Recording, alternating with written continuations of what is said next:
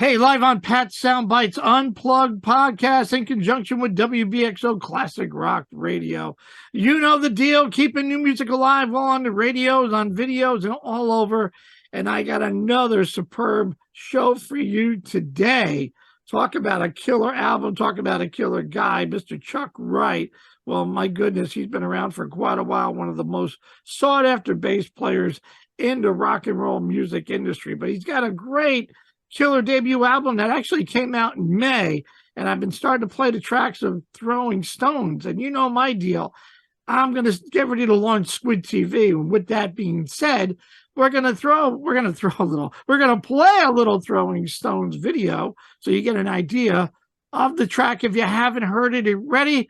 But by all means, go to Cleopatra Records, the YouTube channel, or Chuck's YouTube channel. Hit the like button, hit the subscribe button, and share with your friends. And we're going to talk to Chuck about this great album and a whole lot more. So sit tight for 2 seconds, and we're going to rock with a little Chuck Wright.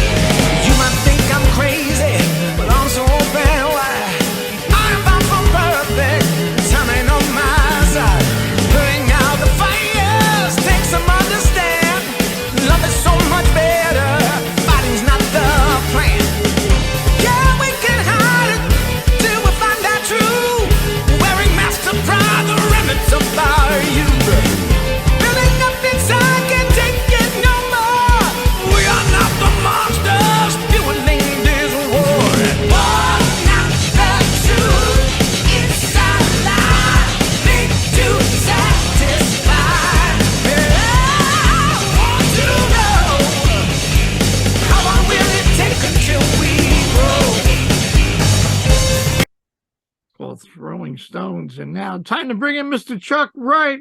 Come on in, Chuck.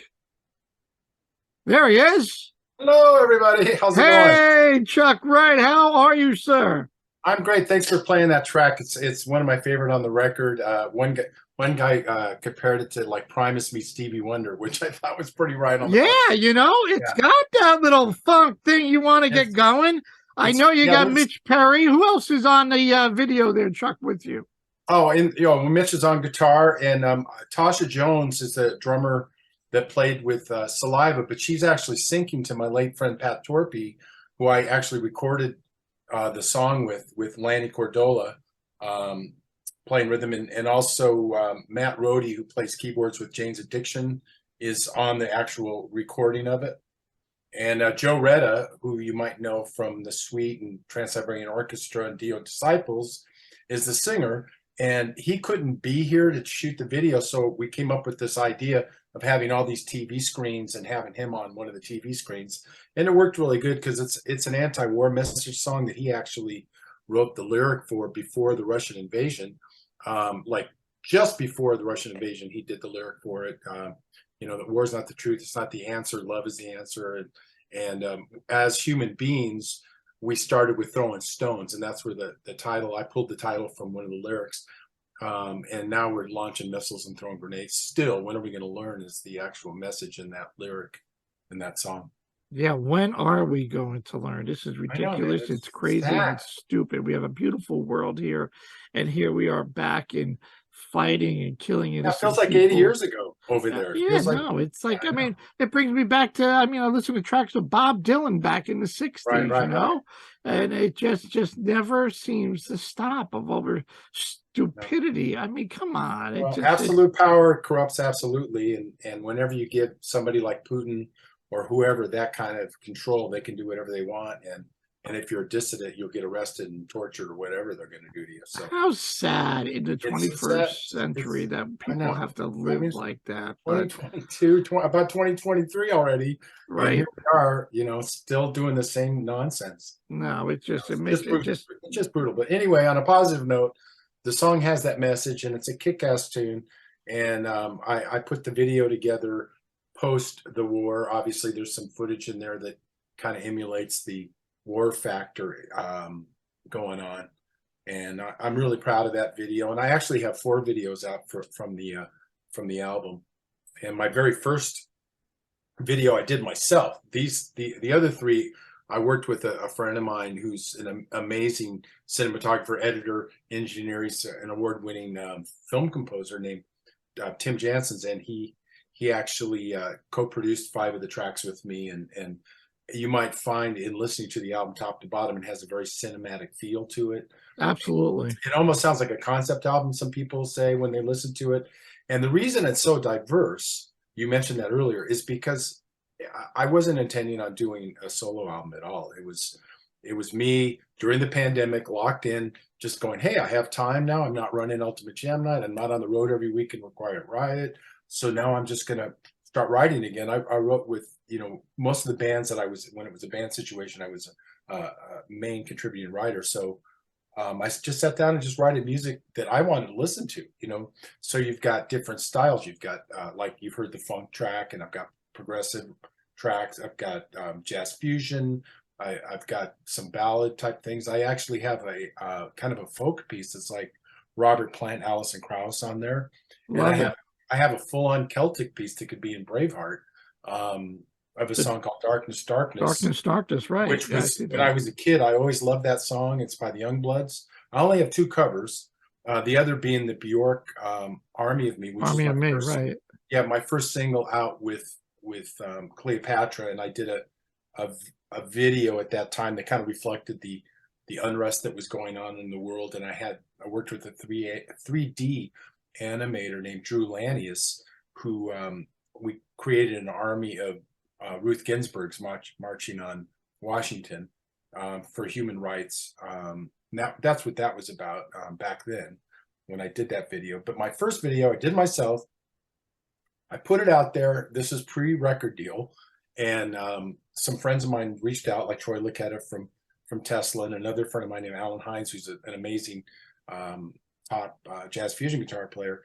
They saw it and they go, "Hey, this would sound good," So with other instruments, and Troy actually had a studio with his drum set up, and he threw some drums on it. So I re-edited it, put it out, and it won Best Instrumental and Best Video on the Rock Music Alliance Award. Wow. Congratulations. Yeah, honestly, I didn't even know I was nominated. I found out I won. And Tony Kaye from Yes, the keyboard player from Yes, was the one that presented the award. So I'm really proud of that. And I know Tony, he moved away to Florida, but I when he lived here, I would see him from time to time at my friend Glenn Wexler, who did my CD package, house. But yeah, that was quite the surprise. And I actually bookend my album. It opens up with the piece with the full band, and then I end with the more stark acoustic piece. And that's me playing acoustic guitars too, which I play on any songs that have acoustic. I'm playing acoustic, and I have some enhancement from other players on it as well. And I do some keyboard stuff and sound effects, and obviously bass. In fact, there's 3 basses on one of the songs. It's called Farewell Horizon. It's an instrumental. There's 2 instrumentals. The rest of them have different singers. There's 3 songs with a vocalist named Whitney Ty, who I discovered through Ultimate Jam Night, and we are such close friends now. We actually co-wrote one of the songs on the album, which is a real special song as well. So she's awesome. Yeah, I mean, you covered a lot there in the last 2 minutes ago, and covering the whole album, which is great. Well, I'm trying to touch on it so we can yeah, talk. no, I know there's a lot that you want to talk about, so I'm trying to wrap, Yeah, no, well, first of all, the late great Pat Torkey of Mr. Big, just a terrific drummer. And certainly, in fact, I got an interview with Eric Martin next week. Eric's actually got a show coming up here at Daryl's house. He's in Florida. I'm going to talk to Eric. He's awesome. Pat was excellent. one of my closest friends, And I used to get together with him and Lanny Cordola over at Pat's house. He had a studio on top of his garage, and we would get together and just record. And the way the Army of Me Bjork track came up is Pat was going, man, I really love the way Bjork sampled that John Bonham drum thing. So we started playing it. I go, let's jam on it. So we jammed on it and recorded it. And I'm not even playing the exact bass part, but it works really well. So I didn't even bother changing it. Cool. So what happened was I was looking for sound files. This is during the pandemic thing. And I came across those tracks that we did back in the day, and it basically just has drums, rhythm guitars, and bass on it. And Army of Me had some guitar soloing on it. And I just thought it was too good to just let it, disappear into nowhere. So, and I wanted to honor Pat, so I decided to go ahead and finish those tracks. And that's why, Throwin Stones is he's the drummer on that one, so, and there's 2 others that he's on. So it's awesome. Well, you mentioned the Young Blood, so that was one of your favorite songs, Darkness, Darkness, and you took away my question about Army of Me. So there's 9 originals. What I find pretty fascinating, Chuck, is that you and Larry Cordola co-wrote the 9 other originals. But then you look at all these, like you had over 40, friends, I'll say. 41 guests, yeah. And 41 guests. Lanny just co-wrote a couple of them. Giving Up the Ghost, I wrote 100% myself, and there's other songs that are all, my Weight of Silence, the opening track, is 100% my song. But how challenging was it to you to try to match up a lead singer with the songs, like a Jeff Scott Soto or Eric Martin? Yeah, well, about Jeff Scott Soto on that track, I've known him for a long time. I met him when he was singing for Yngwie, and they opened for Quiet Riot back way long time ago. And we've been friends since. And I know that he's, obviously everybody knows him as a great rock singer with Journey and Trans-Siberian Orchestra, but I know him as a great R&B singer. And when I did this track, I thought he'd be great on it because it's another funky track. Right. Yeah, no, I'm like looking at all these names and I'm like, he had to really sit down to go, okay, which really fits the puzzle well. That's the thing is because of my long career and making so many friends, and also having well over 2,000 musicians play Ultimate Jam Night since 2015, I've become friends with a lot of newer people too, like Jude Gold from Jefferson Starship, for instance, who did a great guitar player. Yeah, and a brilliant guitar solo on what was the song? See You on the Other Side. The Other Side. He does a brilliant guitar solo on that. I was able to kind of pick guys, and I just would contact them and say, hey, check it out. I'm writing some music, would you be interested in playing on it? And after they heard it, they jumped right in, it wasn't they go, this is great. I'd love to be a part of it. And that's kind of how it's been, it's a community friendship thing, I'll scratch, whatever. I offered my services to any of them as well too. There's a lot of that going on, I get it. A lot of folks have different little, I don't want to say side projects, but it gets them away from the complacency of doing they're in a top band and they're going on tour and they always have to play the hits. We get that. And then Chuck Wright calls and says, hey, I got this with a little jazz, a little funk, a little soul, a little R&B, and people go, oh yeah, I'm all in. Like you said, Jeff Scott Soto, he's covered everything. I mean, I've interviewed Jeff a bunch of times and met him a few times. Terrific vocalist. So yeah, I can see him fitting like a glove in some of the tracks. He's amazing. I'm very honored to have so many friends. There's 41 come on board and help me live this dream of a solo album. Even though when I started out, it wasn't supposed to be one. I ended up finishing 5 songs, and I had a bunch of others in different states of being finished. And I did that video for Army of Me. And I go, you know what? I think it'd be nice to have the machine of a label behind me. And so I tested the waters with a few different labels. And my friend Brian Pereira at Cleopatra really saw the vision of what I was trying to do and was totally into it. In fact, he now has a prog label called, took over Magna Carta. So, he gets it. He gets all the different elements that I had on this record. And it didn't have to be cookie cutter. There's a couple labels that every band sounds like the same kind of corporate rock thing, and this is not that. I could do whatever I wanted to do on this thing. Perfect. I could have done a polka. which I actually did do when I was on Full House. I did a polka version of I Want to Rock and Roll All Night. But that's another whole thing. Talk to me about your songwriting process. I mean, the songwriting, the songs are incredible. Well, Does it come with start with a bass, an electric drum? Did it come with the lyrics? How did that work? It all, you know what?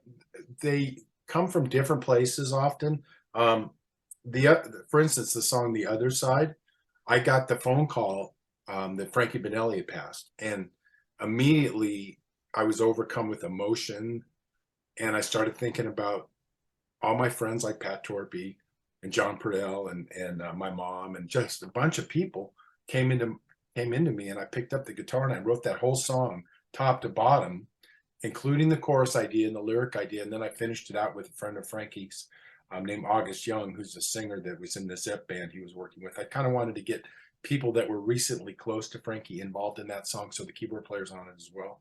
Tighter connection makes more sense. Just so that they get it, and it came out great. I'm really proud of that song. Ken Mary's actually the drummer on it, who I have a record coming out with in March, which we can talk about later. But anyway, that's where that song came from.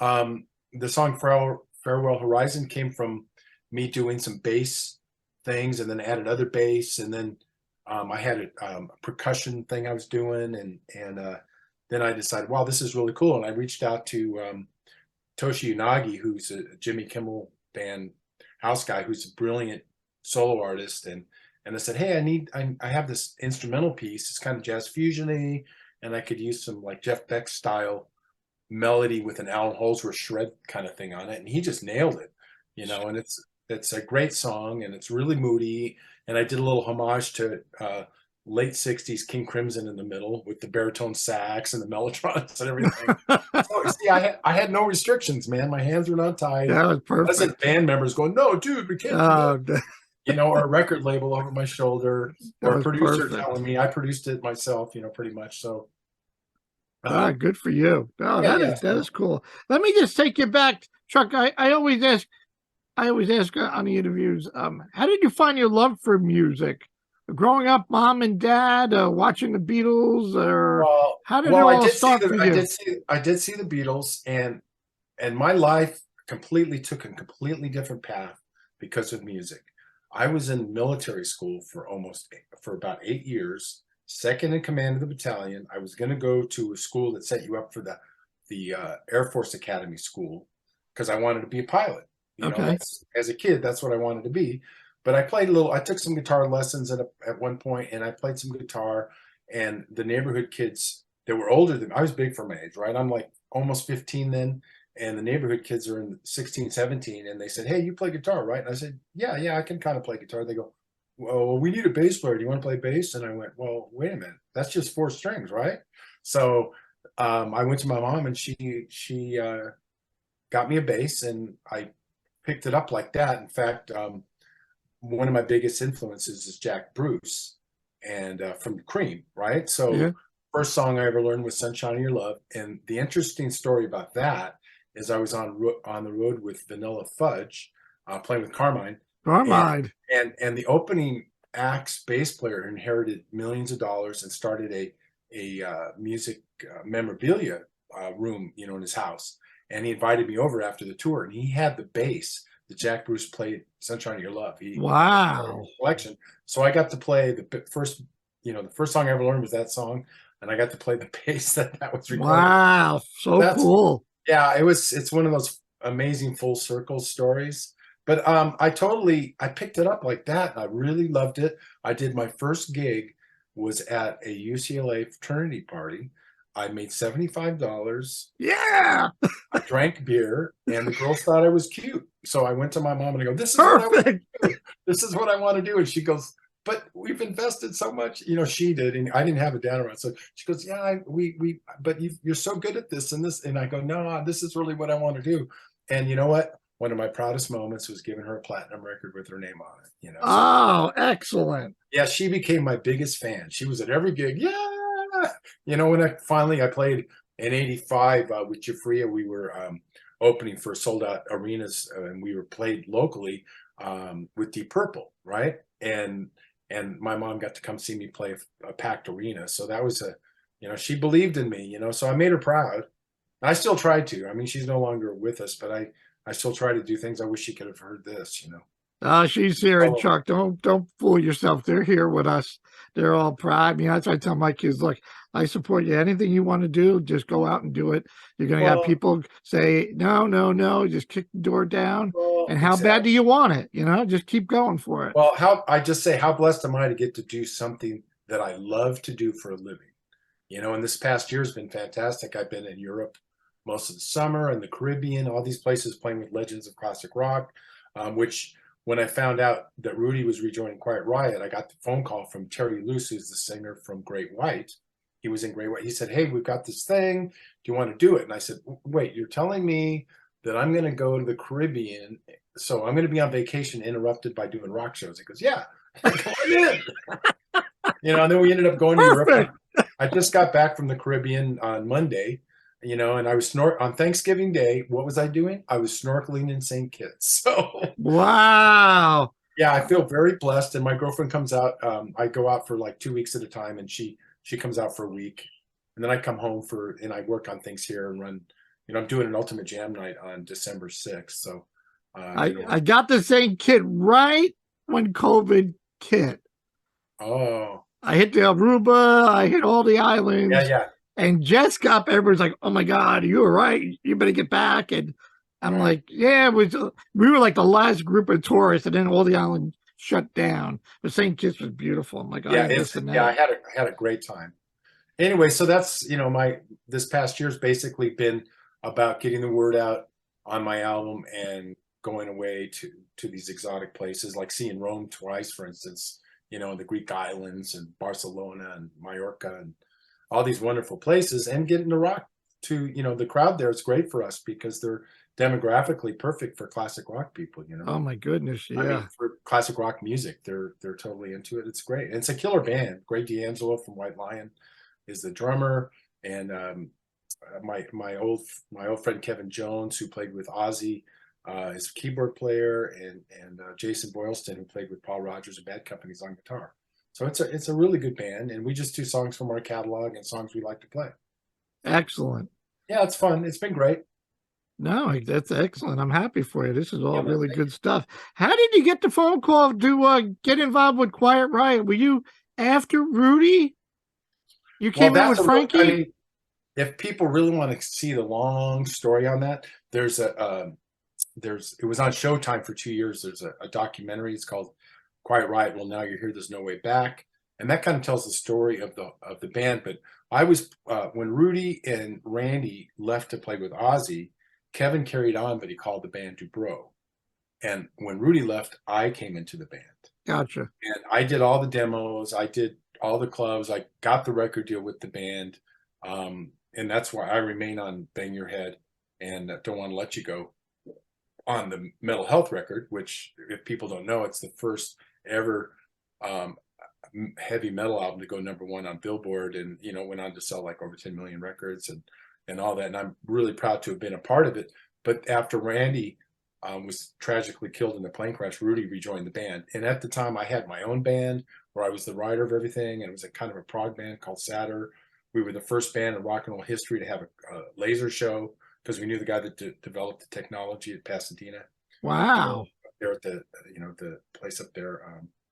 Yeah, it was a cool time right then. So, but who knew? I mean, I remember in fact, I did a post about it, getting the call from Kevin and saying, hey, how's it feel to be on the #1 album in the country? And I went, you gotta be kidding me. You passed Michael Jackson and the Police, and Lionel Richie, and jumped right over all of them, and so it was great to hear the excitement in his voice. For me, it's a double-edged sword, because I wasn't there to live in the glory with them, but at the same time, I was a part of changing the fabric of the music scene as it was, because once Come On Feel the Noise came out and blew up, all the labels started signing long-haired hard rock bands off the Sunset Strip, and all the new wave bands kind of disappeared.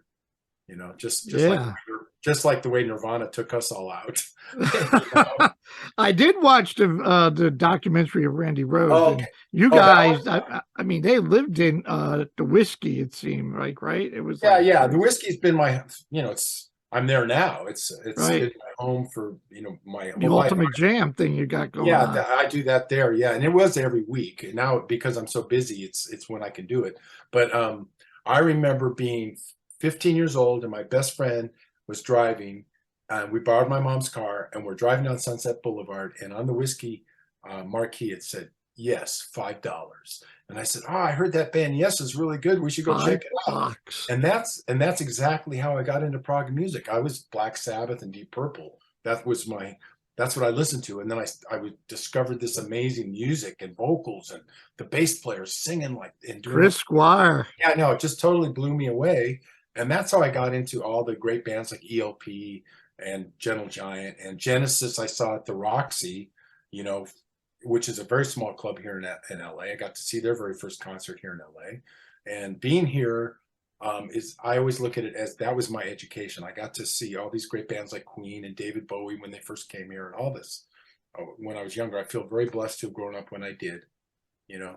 You and me both, my friend. How did you form the Ultimate Jam? You just said, "Hey, we're all coming here. Well, We're all checking out people. Why don't you bring a guitar and bring your?" no, it's not like that at all. It's not an open jam. Okay. It started at a small place near where I live now. It was in Toluca Lake by some other guys, and like Kenny Aronoff was the drummer, for instance. You probably know him. Yeah, of Anyway, course. yeah. So they started it, but they really just kept doing the same songs every week, and and they have just a couple guests up, and in fact, I sat in once or twice, but they they had to go on the road with John Fogerty, so they asked me if I could take it over. So I had Gilby Clark join me on it, but I did it a little bit differently. It was really organized.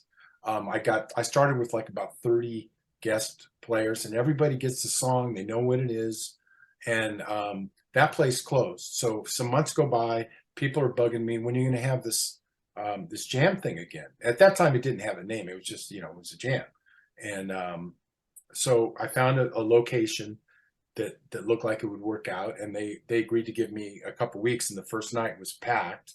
And it's like we do 22 songs. Everybody knows what song they're going to do, what key it's in. I'll even send a live video of the way it should end, and whatever, all the details. They know when they're going to be on, so it's completely an organized show. And we do pre-promotion so people know who's going to be there. Like this week's show, and they're all themed. This week's show is called Guitar Heroes.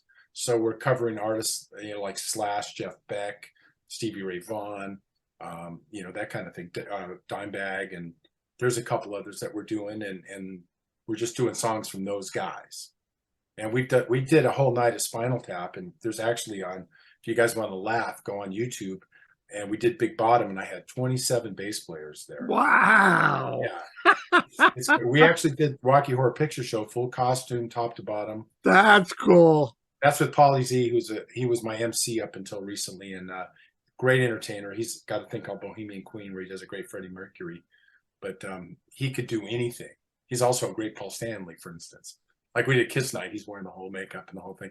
Anyway, so it's a really good thing for the music community. It's a free show.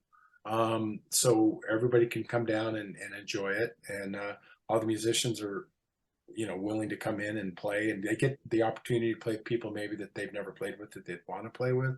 And also a lot of people have gotten gigs because they were doing Ultimate Jam Night, and I tell guys, I go, you're not going to get a gig sitting on the couch watching Netflix, man. Get out there and play and show people what you can do. So, and it's all professional guys. I mean, most of these people have many records out and have toured with major bands. And I mean, we've had Robin Zander and Dee Snider and the guys from Motorhead and on and on and on. And you can check it out if you're interested out there at ultimatejamnight.com. And I came up with the name, actually, Matt Sorum. I don't know, you probably know him from Guns N' Roses. I know Matt. He's a good friend. He goes, man, this thing's it's really going. You better name it. So I wrestled with the name, and I said, okay, there's Ultimate Fight Night. How about Ultimate Jam Night? Perfect. Yeah, so that's what that came, because it is ultimate. It's like all the best guys doing great music, you know. Yeah, instead of saying this all-star night, it just it's No, perfect. It's a perfect yeah, name. it again, it facilitated me being able to call on specific guys for my album that I thought would be good for certain, pieces of music, Now, I read you also connected with Ukrainian musicians in this whole conflict Well, over there to have them get a chance to perform and also raise money for donations we for the did cause. we did a night tied into the World Central Kitchen, which provides meals to the the refugees in Ukraine. And we actually had a full family that had their home bombed out. They got relocated to Los Angeles, and we had them come on stage, and the father talked, and their 7-year-old daughter sang "We Are the World," which was Wow. very touching. And we do, at Ultimate Jam, like, we do what we can. We've done food drives for the local homeless, and when different things have gone down, we've tried to help out when we can. We have a place we can do it. So if people, we don't raise a ton of money, but we do get some money Wow. coming in. So Look, if we're you raise trying. $5, you raise I mean, $5. we're trying. So Good for we try to do you. things, and yeah. And the Ukraine situation is just horrible. We actually have T-shirts made up that we sold, and we like Gibson donated a really nice guitar to us that we were able to auction off and things like that. So it's great. And I have a great team of people with me. My partner named Adam Mandel, and Jessica Chase is a media person, helps me book, and it's a lot to do. You can imagine, like, people try to just organize a rehearsal, try organizing 45 to 100 musicians. I call it herding cats. So, Oh yeah. well, it's Well, much. any way that I can help, you got an event going on, you need my assistance, and get the word out. By all means, my door Well, is always open to help thank you you out. so I much. think anybody trying to do anything for folks that are in need. I don't care if it's one can of soup. I don't care if it's $5. I Right, don't care whatever. whatever. It's If, right. if we could help somebody make and put a smile on their face, I am all in. Chuck, where can folks buy the album? Where can they go Well, to your website, Well, Cleopatra? you can get links at chuckwright.com, and that's W like the Wright brothers. It is available, and I suggest people going to Amazon because it's easy. If you have Amazon Prime, especially, it's on Amazon. Just Chuck Wright Sheltering Sky is the name of it. It's not Chuck Wright in the album title, Sheltering Sky. That's the whole name of the project because I have so many friends on it. You can get it there. You can get it at Cleopatra Records is a place you can get it, and you can also, if you just want to listen, which is all I really want people to do is listen to it. All the songs are up on YouTube. There's 4 actually MTV style, for lack of a better way to put it, type videos up there, and all the songs are up there where you can just listen to the songs. It's on Spotify, iTunes, wherever you go to get whatever platform you go to get your music. The album is there. Well, I So encourage everybody to go out and buy the album. So when you go to jam night or you run into Chuck and who's ever, there's a ton of great musicians on it can yeah. sign it. You can't sign Spotify. That's my only thing Well, about that. that's true, and you don't get the great package that my friend Glenn Wexler did. You might know him from doing Van Halen and Black Sabbath and a ZZ Top and a whole list of other people. I was sending him music as I was doing it. He's my best friend, and I actually am a graphic designer too. And I was going to do it. I had like 10 different ideas I was working on, and he volunteered. He said, "Hey, I'd love to do your own," and I said, "You're in." And behind you can I see was going to say, that's look at that. that's an actual real turkey vulture Wow. flying off of the desert floor, and that's an eclipse that's ending, and it basically represents hope because a vulture is known to represent death, and we're just coming out of the pandemic, and it's flying away, and that was his concept for the album. Beautiful. And I thought it fit the music really well. So And you mentioned another project you're working on. Any other projects that we can help you yeah, with? actually, I'm just actually tomorrow I'm shooting a video for Frontiers Records. They're based out of Italy. You might be aware that they like to take different musicians and they get music and they put it together and Serafino, yeah, Alexandrio. I Serafino. know them Yeah, all. yeah. So so you record, and on this one they wanted to pull together some musicians from House of Lords. So Ken Mary and I are the rhythm section, and we were original House of Lords, and Jimmy Bell, who's a guitar player that's been with James Jimmy Christian. Autograph now, I believe. Yeah, he does autograph, but Jimmy has been with the James Christian version of House of Lords for like, I don't know, 10 years or whatever it is. He's really good. So, and they have a singer that I've never even met. He's out of South America named James Robilio, and who's really powerful. And originally I passed on this because I felt like I was going backwards. I go, no, I don't know if I want to do that kind of thing. But then I heard the music and I go, wow, this kicks my ass. So I jumped in, and we're all shooting video footage ourselves, and they're going to piece it all together in Italy. So that's, and it's called, they named it after strangely enough, they named it after a House of Lords record that none of us are even on, called Demons Down. So that's the name of the project. It's called Demons Down.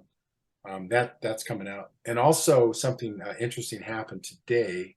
I don't know if you know or not, I did a couple albums with Chris Impellitteri, and it just got inducted into the Heavy Metal Hall of Fame. Oh, good. I just found that out today. Yeah, I had no idea. That's a project I did with Grant Bonnet singing, and actually Pat Torpey's on that first album too. It's called Stand in Line.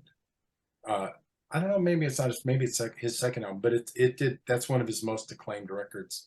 But it's Grant Bonnet and Pat Torpey and myself and Chris Impellitteri and Philip Wolf on keyboards. Well, that is awesome. Good for you, man, Chuck. I'm flattered. You're doing all the right things. And as I said, anybody, you got to go check out Chuck's album, Chuck Wright's Sheltering Sky. I'm gonna play the hell out of Throwing Stones and Thank you so much. of the tracks. I mean, I love everybody's input on it. I can't wait to talk to Eric Martin next week and get Eric's input. It's all good stuff. Chuck, safe trip to Japan, man. Maybe I'll run into you and say, kids, one of these days. Wouldn't that be something? That'd be cool. Yeah, man. Well, it doesn't get any better than this. The amazing Chuck Wright. Check him out. Go buy the album. Check out the Ultimate Jam Night. If you're out there in LA, you're not going to want to miss that. And follow him. Go to chuckwright.com. And I know he's on a lot of the socials. So hit the like button, hit the subscribe button, and tell everybody, because that's what it's all about. This guy's doing the right thing, trying to help folks. And I am all in for that. So go out and get it today. Thank you. Nice meeting you, by the way. Yeah, nice meeting you, Chuck.